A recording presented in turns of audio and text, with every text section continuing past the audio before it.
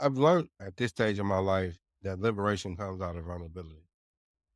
Liberation comes out of vulnerability. The more I accept my vulnerability, the more free I am, the more human I can become. Vulnerability is something that is, in a lot of ways, particularly with men, it has a negative connotation because as men in a patriarchal society such as America, we're taught and conditioned to be strong. We're conditioned to be weak is a negative. And so as a result, we have to exercise our masculinity in certain ways. We have to be dominant. We don't allow ourselves to grieve because that's not what a man does. A man doesn't supposed to cry. A boy, if you cry, you get condemned. And crying is good. Crying is healthy. It's natural.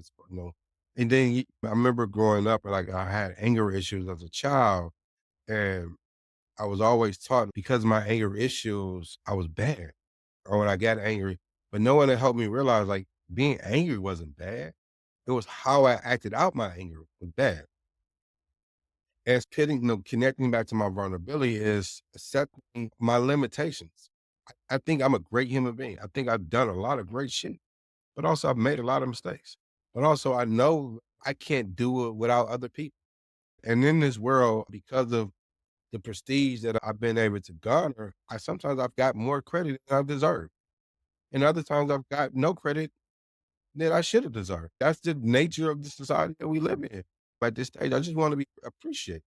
If I can be appreciated, then I'm good.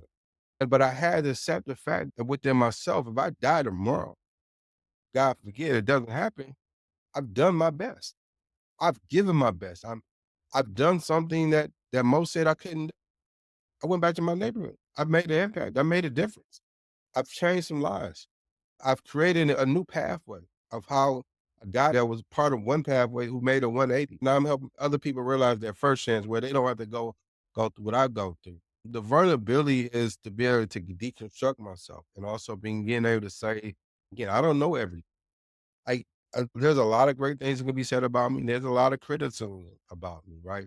But either side, sometimes people miss it that I'm always trying to get better. Transformation is not a one-stop thing. I'm always, until the day I die, I'm going to continue to transform myself. Person I am today won't be the person I am tomorrow. But in relationship to patriarchy and masculinity, whatever I decide to do in life, I'm serious about it. I've never been a half-step type. My mother wasn't that way. She didn't raise me to be that way. I hate oppression. I'm against all forms of oppression. So once I have the knowledge of sexism, once I have the knowledge of misogyny, I'm against it. And I'm man enough to say, like, all men are sexist. All men are misogynistic, Mhm. consciously or subconsciously. Right? Mhm. And that's not an indictment on men. It's an indictment on the society. It's an indictment on patriarchy. And as a result, again, I know firsthand. I thought I was God gift to women. I thought they was because again, that's not how I was born, but that's how we was conditioned. Like you supposed to serve my mother. No, that's because I'm a man. And Those working on those were the myself, messages. That's the way, absolutely. we socialize. Yeah. But to be the best man I can be is to just be a regular. Like I have a saying, I don't want to be a typical man.